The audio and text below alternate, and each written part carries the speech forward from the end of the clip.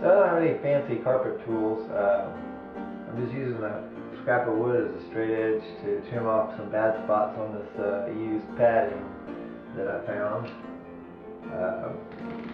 Sometimes you can find pretty decent padding in dumpsters, and I don't know, commercial construction sites, they seem to throw away the best stuff.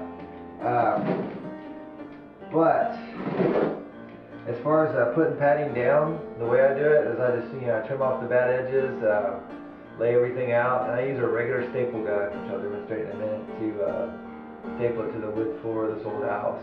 Obviously you can't staple it to cement, but if you got a wood floor, you may as well staple the padding down, and that way you don't have to worry about bunching up or something like that later.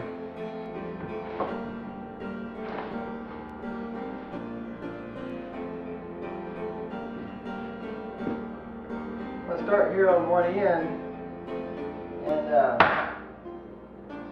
where do I have staples? Well, it would help put staples in here.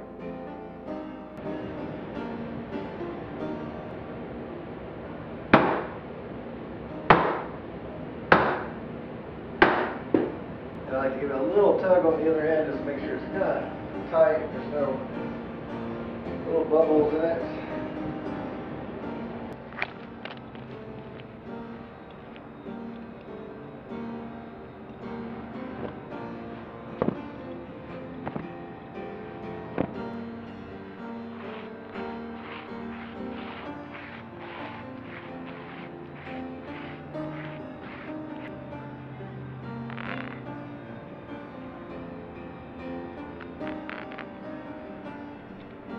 What I did out there on the driveway was just cut the carpet about 6 inches too big out there on the driveway.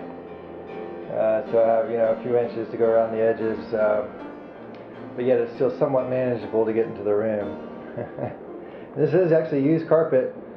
Got from office building. They tore it out of this beautiful carpet. There's some, you see some, that's not actually paint, that's joint compound, so that's going to come right off. And it just needs to be clean. I'm actually going to vacuum it now to try to kind of get it to lay a little flatter before I start cutting the edges off. Yeah, carpet's pretty easy if you remove the baseboards. It gives you plenty of room to not be that good at cutting your edges, and it still looks good because the baseboards hide all your mistakes.